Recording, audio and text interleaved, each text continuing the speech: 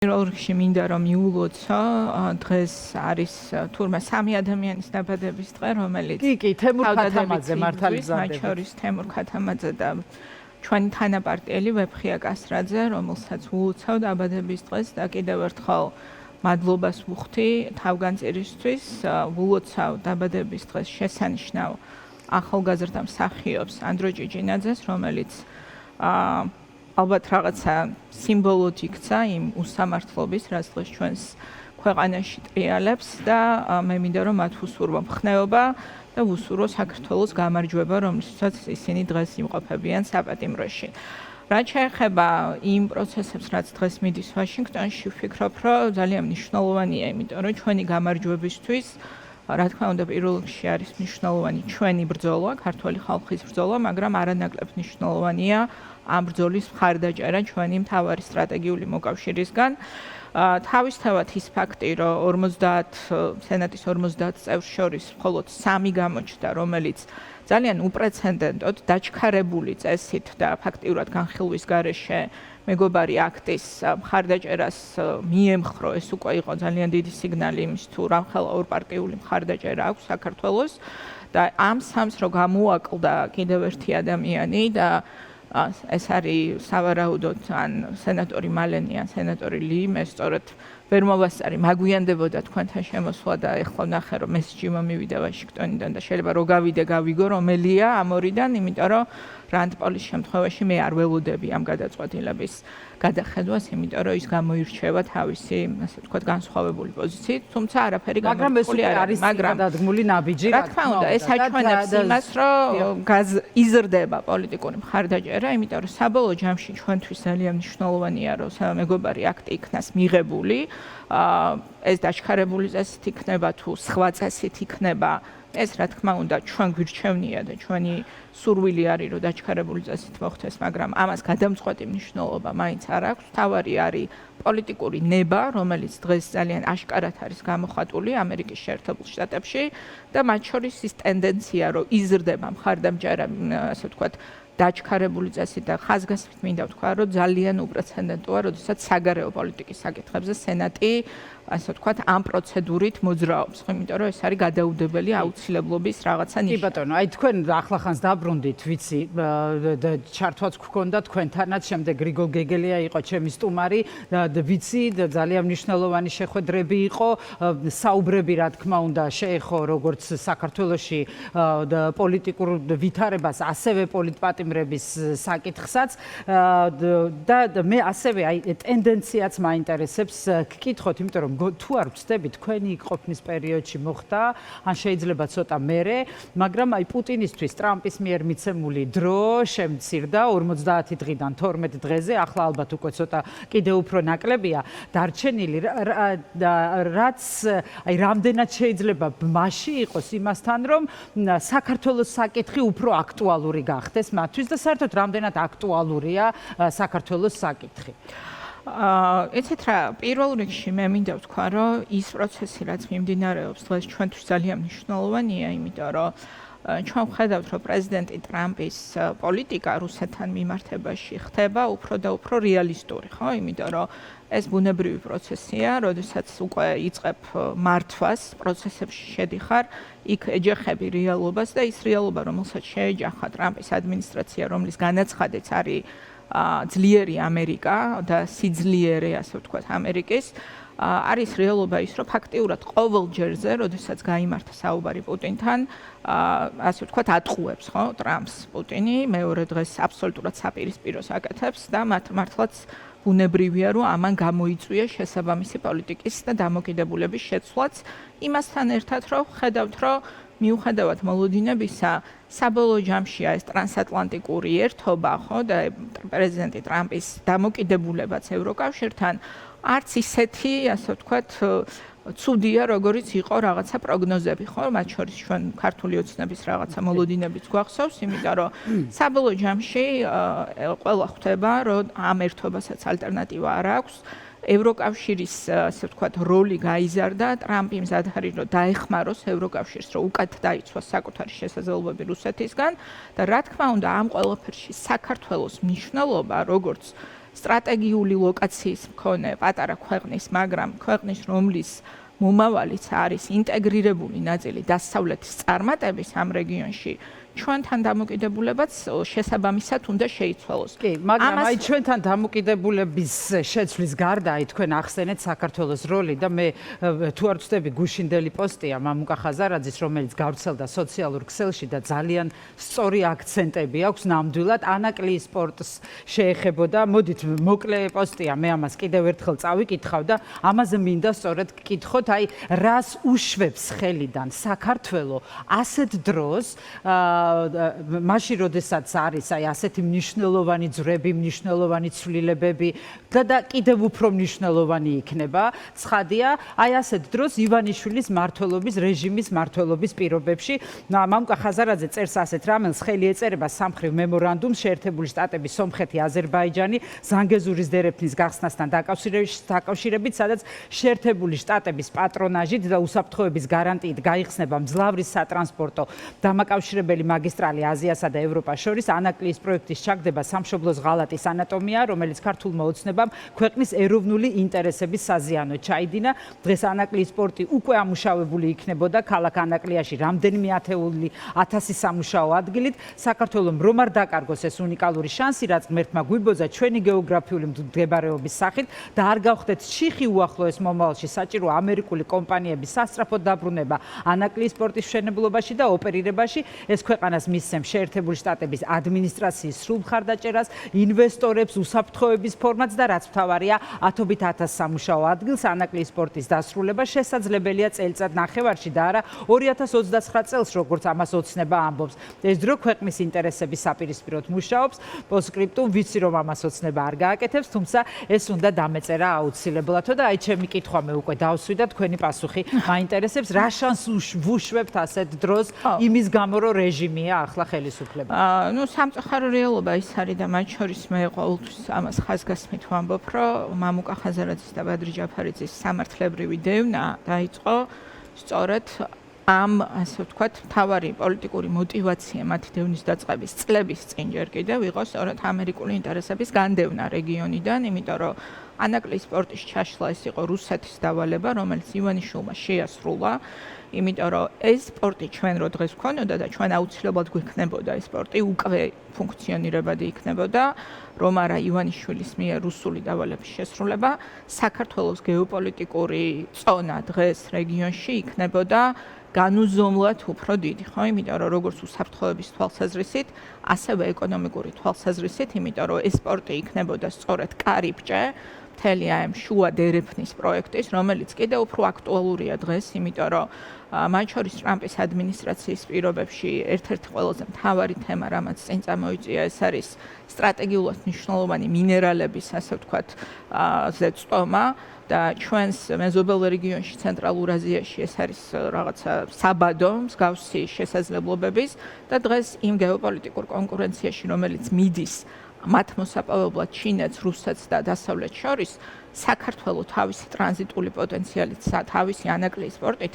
იქნებოდა აბსოლუტურად უალტერნატივო მარშრუტი და ის, რომ დღეს ჩვენი შესაძლებლობები არის ამდენად დაქვეითებული უკვე, იმიტომ რომ ანაკლიის სპორტი არ გვაქვს და მათ შორის ჩვენს მეზობლების მიერ საკუთარი კონფლიქტის დარეგულირების პირობებში ახალი სატრანზიტო შესაძლებლობები გაიზრდება, რაც პირდაპირ დაარტყავს მათ შორის იმ არსებულ აქ გაზრდაზე არ არის საუბარი, ჩვენ რაც გვაქვს სატრანზიტო შესაძლებლობები, ესეც შეგვიმცირდება, იმიტომ რომ ალტერნატივას ანვითარებენ ამერიკული მხარდაჭერი და რატო ანვითარებენ მხარდაჭერას? აი ძალიან ნათლად მინდა ჩვენს საზოგადოებას ავუხსნა. თუ ჩვენ შევხედავთ ჩვენს ორ მეზობელ სახელმწიფოს, აზერბაიჯანს და სომხეთს, სომხეთში მოხდა პოლიტიკური ცვლილებები, რომელმაც სომხეთი გადააქცია დასავლეთისთვის საინტერესო საყრდენ სახელმწიფოდ. აზერბაიჯანს მიუხედავად იმისა, რომ დემოკრატიის თვალსაზრისით ყოველთვის ჰქონდა გამოწვევები და დღესაც აქვს, აზერბაიჯანს არასდროს არ დაუყენებია დარტყმის ქვეშ საკუთარი რეპუტაცია როგორც სტრატეგიულ მოკავშირეს დასავლეთის, საკუთარი ქვეყნის სტრატეგიულ საკითხებში, ასე ვთქვათ, და მათ შორის რუსეთთან მიმართებაში მათი პოზიციონირება არის დღეს ბევრად უფრო მკაფიო, რაც შეეხება ასე ვთქვათ, რუსეთთან მათ დამოკიდებულებას.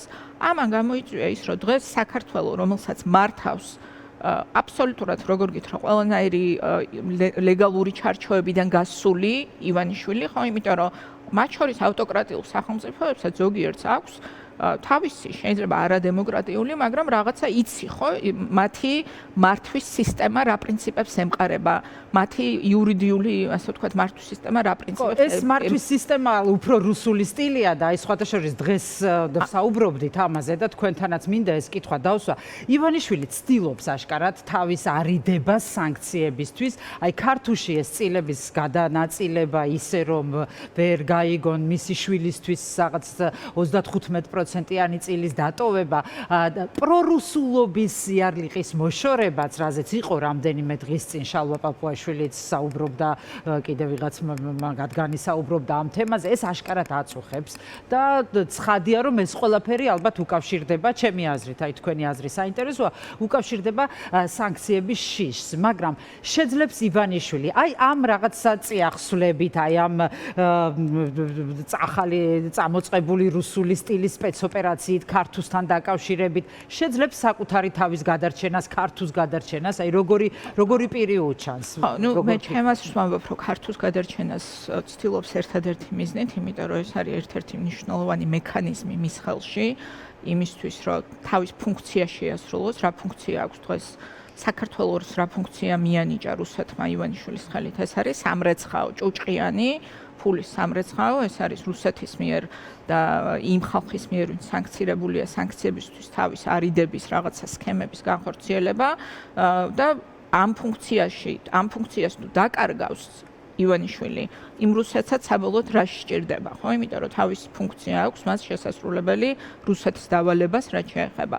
ის რომ ივანიშვილი, ასე ვთქვათ, ცდილობს, რომ მისთვის რაღაცა მნიშვნელოვანია, რომ დაიცვას ის მე არ ვიტყოდი, რომ პროდასავლური ნიშა კი არა, მაგრამ დაიცვას ინსტრუმენტები, რომელიც მას სჭირდება, რომ რუსეთის დავალებები ისევ შეასრულოს საქართველოს ტერიტორიის გამოყენებით და ამ ინსტრუმენტებს რომ დაემუქრება საფრთხე, ეს მისთვის სერიოზული პრობლემაა, იმიტომ კი არა, რომ დასავლეთი აწუხებს, რომ რუსეთისთვისაც აღარ იქნება მაშინ იმდენად საჭირო და საბოლოო ჯამში ის თulis, რომ რუსეთისთვის საჭირო უნდა იყოს, ხო, მისი აქ ყოფნა ხელისუფლებაში და თუ ის გახდება ნაკლებად საჭირო, ამითი საკუთარ თავს დარტყმას აყენებს. რაც შეეხება დამოკიდებულებას მისი ხელისუფლების მიმართ, მე აქ ერთი რამ მინდა ვთქვა, რომ ვაშინგტონში ჩვენ არ შეგვხვედრია ყველა შეხვედრა, სადაც გაიმართა, ჩვენ არ გვინახავს პოზიცია, რომელიც კითხვის ნიშნის ქვეშ აყენებს რას ემსახურება დღეს ივანიშვილის რეჟიმი. ანუ აბსოლუტურად გასაგებია, აბსოლუტურად გასაგებია. ეს არის რეჟიმი, რომელიც არის აღქმული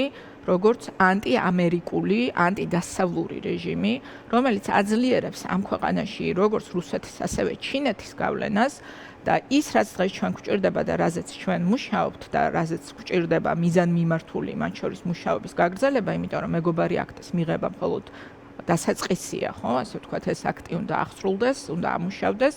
ჩვენ გვჭირდება ის, რომ აქტიური პოლიტიკის განხორციელებით ამერიკის შეერთებულმა შტატებმა ჩვენს ქვეყანაში დაგვეხმაროს ჩვენ რომ შევქმნათ ის ვითარება, სადაც აღდგება დემოკრატია, იმიტომ რომ დემოკრატიის აღდგენა ჩვენს ქვეყანაში თავისთავად ემსახურება მათ შორის დასავლეთის ინტერესებს. რატო? იმიტომ რომ ქართველი ხალხი არის საკუთარი განწყობით პროდასავლური და ეს არის ანომალია დღეს, რომ ყავს ხალხი, რომელიც ირჩევს დასავლეთს, ყავს ხალხი, რომელიც ირჩევს სტრატეგიულ თანამშრომლობას ამერიკასთან, ევროკავშირში გაწევრიანებას და მათ დღეს მართავს არალეგიტიმური დაჯგუფება, რომელმაც მიიტაცა ძალაუფლება არჩევნების გაყალბების გზით და აღარ გამოხატავს პირველ რიგში ქართველი ხალხის ნებას. და როგორც კი შესაძლებლობა მიეცემა ქართულ ხალხს, რომ ყავდეს ხელისუფლება, რომელიც მის ნებას ასახავს, იმ წუთში ყველაფერი ლაგდება, მათ შორის სტრატეგიული თავარია ეს შესაძლებლობა გამოჩნდეს, თქვენ ამისთვის სხვა გზა გაქვთ არჩეული, დანარჩენ პარტიებს 8 პარტიას სხვა გზა აქვთ არჩეული, ყოველ შემთხვევაში ამ ეტაპზე, თუმცა აი ჩვენ ახლა ბევრი ვისაუბრეთ, მე მინდა შიდა პოლიტიკურ თემებზე, ასევე თქვენი საარჩევნო კამპანიის საკითხებზეც მოვასწრო რამდენიმე კითხვის დასმა თუ დრო დამრჩება. მიუხედავად აი ამ განსხვავებებისა, ქალბატონ სალომე, საგარეო ასპარეზზე რამდენად ერთიანები ხართ? გააქვთ საერთოდ ურთიერთობა ერთმანეთთან? არ ვიცი.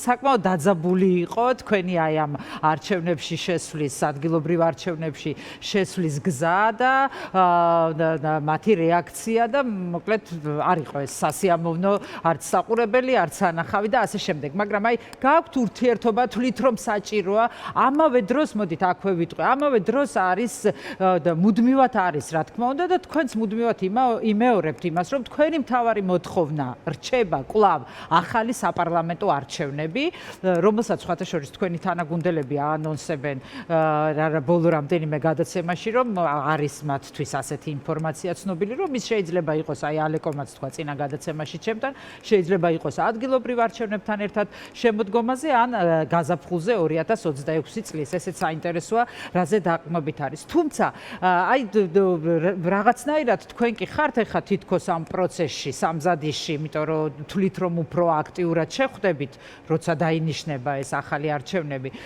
მაგრამ საგარეო ფრონტი მართლა ძალიან მნიშვნელოვანია. აი თუ გააქვთ კოორდინაცია, ერთმანეთთან საუბარი და აი ეს ერთობის თემა, რომელიც შემოიტანა გიორგი ვაშაძემ, ზურაგირჩი ჯაფარიძემ, ეს თქვენთვის რამდენად განხილვადია, განიხილეთ თუ არა, გააქვთ ამაზე პასუხი თუ არა? ჩვენ ერთობის მომხრე ყოველთვის ვიყავით ეგა და მე მინდა რომ საზოგადოებას შევახსენო, რომ პირველი ჯერ კიდევ არჩევნების შემდეგ ჩვენ რატო დავსვით საკითხი, რომ შევქმნათ ალტერნატიული ერთიანი პოლიტიკური ფორმატი, სადაც იქნებოდა სწორად გაერთიანებული ყველა, ვისაც წარმომადგენლობითი მანდატი აქვს მიღებული, მაგრამ არ შევიდა არალეგიტიმური პარლამენტის, ასე ვთქვათ, შესვლა არ გადაწყვიტა. ეს რატო იყო, რომ სწორედ ეს ერთიანობის პოლიტიკური პროცესი შექმნილიყო იმ აქტორებს შორის, ვისაც აქვს შესაბამისი პოლიტიკური, ასე ვთქვათ, მანდატები, ხო, მიღებული წინა თუნდაც გაყალბებულ არჩევნებზე. ნუ ეს იდეა ვერ განხორციელდა, რაც შეეხება ადგილობრივ არჩევნებს. მე ერთი რამე მინდა ვთქვა. ჩვენ რა თქმა უნდა ვაპირებთ ბრძოლას. მე გული მწყდება, რომ ამ ბრძოლაში არ არის ყველა ჩვენთან ერთად შემოსული, იმიტომ რომ ერთიანობას ირჩევთ. ხო, ოღონდ აი ნახეთ, ჩვენ ხო ვხედავთ რა ხდება პროცესები, რომელიც მიმდინარეობს ბოიკოტის მომხრე პარტიებს შორის და თვითონ პარტიებში, ცალკეულ პარტიებშიც კი აზრთა სხვადასხვაობა და გარკვეული, ასე ვთქვათ, რაღაცა დისონანსი შეინიშნება და მე ამას ნიშნის მოგებით კი არ ვაბავ. მე მხოლოდ იმის თქმა მინდა, რომ ჩვენ როდესაც საუბრობდით, რომ მოდით ერთიანად გავიდეთ ამ ბრძოლაში არჩევნებზე, მათ შორის ჩვენ თქვით, რომ დავთმობთ ჩვენ პარტიულ ყველანაირ ინტერესს. მე მახსოვს. ერთიანობა, ხო, აი ძალიან მნიშვნელოვანია, რა თქმა უნდა, ნებისმიერი გზა, რომელიც არა, ძალიან მნიშვნელოვანია, იმიტომ რომ მოვარდ, ჩვენ კიდევ ერთხელ უნდა საზოგადოებას ავუხსნათ, რატო იყო ჩვენი мотиваცია ეს ერთიანი ფრონტი, მათ შორის პარტიული ინტერესების აბსოლუტურად გვერდზე გაწევა, იმიტომ რომ ნებისმიერ ბრძოლაში სჭირდება სამიზნე, სჭირდება მიზანი და ამოცანა და სჭირდება სტრუქტურა, რომ შენ მიაღწიო რაღაც წარმატებას. ჩვენი პოზიცია ყოველთვის იყო, რომ ჩვენ იმ პირობებში, როდესაც ვითხოვთ, რა თქმა უნდა, პატიმრების გათავისუფლებას, ახალ საპარლამენტო არჩევნებს, მაგრამ ვიღებთ ადგილობრივ არჩევნებს, როგორც კონსტიტუციურ მოცემულობას, რომელიც შედგება ოქტომბერში და იქნება ბრძოლის ველი, მოდი იქ ერთიანი ფრონტით შევუტიოთ ხელისუფლებას, იმიტომ რომ ჩვენ თუ ავიღებთ ისეთ დიდ სიმაღლეებს, როგორიც არის დიდი ქალაქები, ხო, მაგალითად და ერთიანობის შემთხვევაში ეს რა თქმა უნდა უფრო გაგვიმარტივდებოდა ამ ამოცანის განხორციელება, ჩვენ გაგვიმარტივდება მათ შორის იმ საერთო დიდი ამოცანების განხორციელებაც, რომელიც გვაქვს ხო საბოლოო ჯამში ახალი.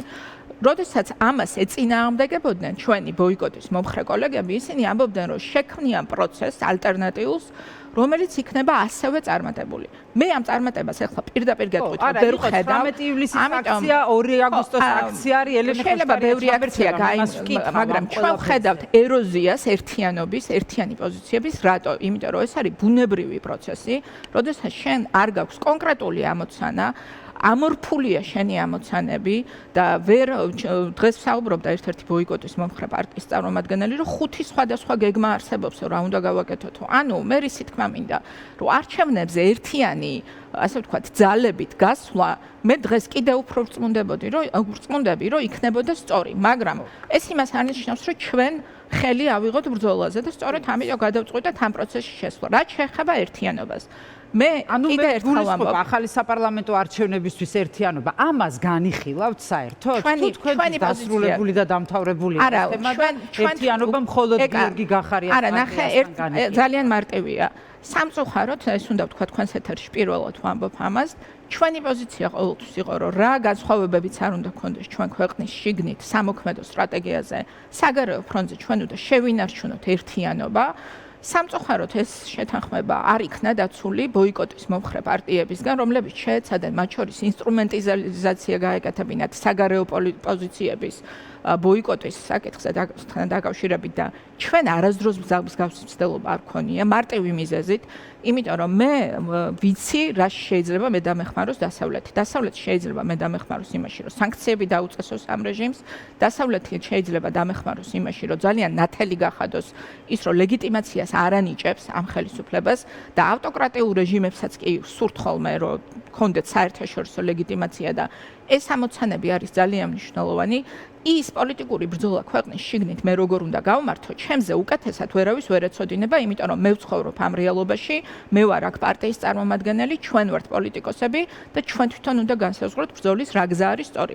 ვიღაცისთვის შეიძლება ბოიკოტია და ვიღაცისთვის არჩევნებზე გასვლა, მაგრამ ეს არ უნდა იყოს. ეხლა რას ამბობთ? ამბობთ იმას, რომ რაღაცა ბოიკოტის იდეის პოპულარიზაცია დაიწყეს და ამით თქვენ ხელი შეგეშალათ რამე. სამწუხაროდ მათ გადაწყვიტეს, რომ ბოიკოტის იდეის მხარდაჭერის მოპოვება უნდა ეცადონ დასავლეთიდან და ამას ჯერსეთ ვერასდროს ვერ მოიპოვებენ, იმიტომ რომ არ ესმით საერთოდ დასავლეთში ბოიკოტის ინსტრუმენტი როგორ შეიძლება გამოიყენო და ჩვენ მეტიც ყოველთვის ვამბობდით, რომ ეს არ არის თემა საგარეო ურთიერთობებში. ჩვენთვის მთავარი თემა საგარეო კომუნიკაციაში არის კიდევ ერთხელ ვამბობ, სანქცირება რეჟიმის. ეს არის ის, რომ ლეგიტიმაცია არავითარ შემთხვევაში არ იქნას მინიჭებული. ეს არის დემოკრატიული პროცესების მხარდაჭერა ჩვენს ქვეყანაში და მე მიმაჩნია, რომ ამ თვალსაზრისით ჩვენი ერთიანობის შენარჩუნება არის ძალიან მნიშვნელოვანი.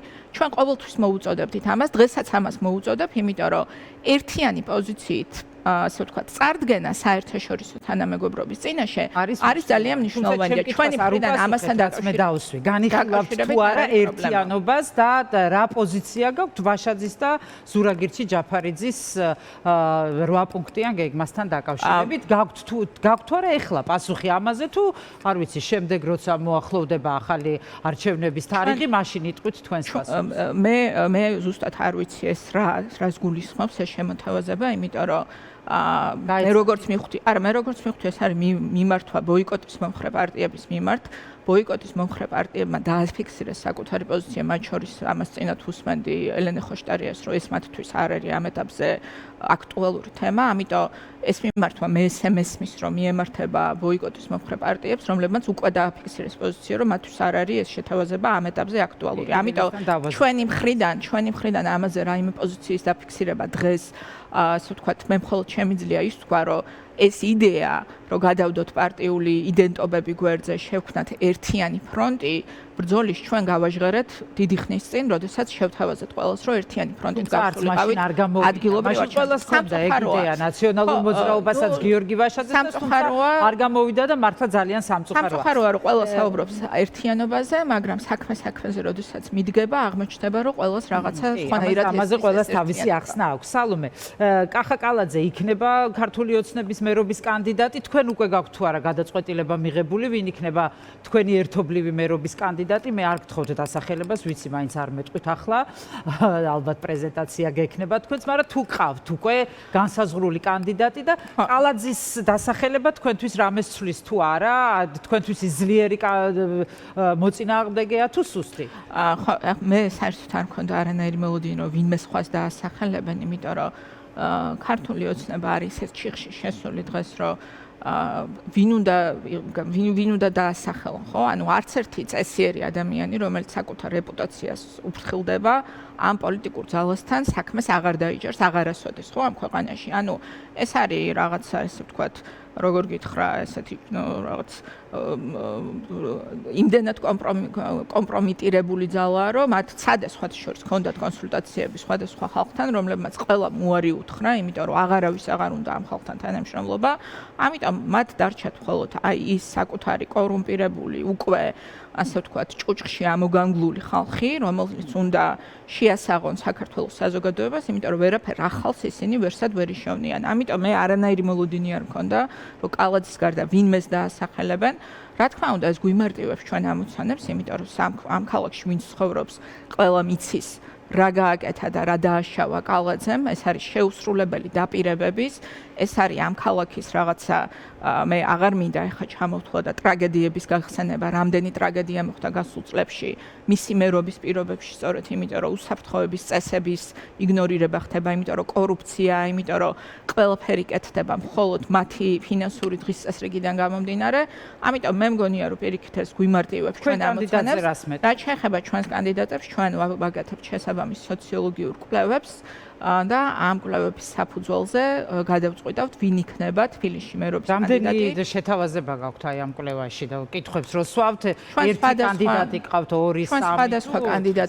სხვადასხვა კანდიდატებს ტესტავთ სხვადასხვა პოზიციებზე, იმიტომ რომ ჩვენთვის ძალიან მნიშვნელოვანია ჩვენ რადგანაც ამ ბრძოლაში შევედით და ამ ბრძოლაში ჩვენ შევდივართ მთელი ჩვენი ასე ვთქვათ, როგორ გითხრა, ყველაფერს ვდებთ, ხო, რაღაცა სასწორზე.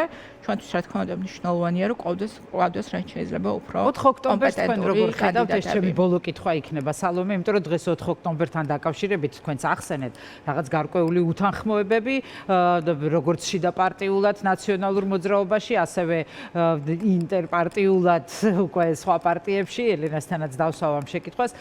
მოკლედ ამ დამოკიდებულებაზე არის განსხვავებული პოზიციები. მე მესმის მე ეს ყველაფერი ძალიან კარგად. თქვენ როგორ ხედავთ 4 ოქტომბერს და თქვენ სად ხედავთ თქვენს თავს 4 ოქტომბერს? ჩვენ ხედავთ ჩვენს თავს ბრძოლაში და ამ ბრძოლაში შევდივართ. ახლა 4 ოქტომბერს რაც შეეხება სიმართლეს მე ბოიკოტის მომხრე არ ვარ, არც არასდროს არ ყოფილვარ, მაგრამ მე რო ბოიკოტის მომხრე ყოფილიყავი, ჩემთვის უფრო გასაგები იქნებოდა ხაბეიშვილის ასე ვთქვათ პოზიციონირება, ვიდრე იმ ხალხის, ვინც მას თავს ესხმის, იმიტომ რომ თუ არჩევნებში არ შედიხარ და არჩევნების ბრძოლაში არ შედიხარ, მაშინ ხაბეიშვილის პოსტულატი, რომელიც მე მგონია რომ არის ასე ვთქვათ, რეალისტური არ მგონია, რომ 4 ოქტომბერს აქ რაღაცა მოხდება, ასე ვთქვათ, რაღაც, არ ვიცი, აპოკალიფტური, მე ამას რო არ ვიზიარებ, ამიტომ ამბობ, რომ უნდა ვიბრძოლოთ ჩვენ არჩევნებში და ამ არჩევნებში ბრძოლას სხვა ალტერნატივა არ აქვს, მაგრამ ვინც ამბობს, რომ ბოიკოტს უჭერს მხარს, მაშინ თავს რატო ესხმის ამ მოლოდინს, ჩემთვის გაუგებარია და მე მაქვს მოლოდინი, რომ 4 ოქტომბრამდე ჩვენ ვიბრძოლოთ და დავდოთ ყველაფერი ამ ბრძოლაში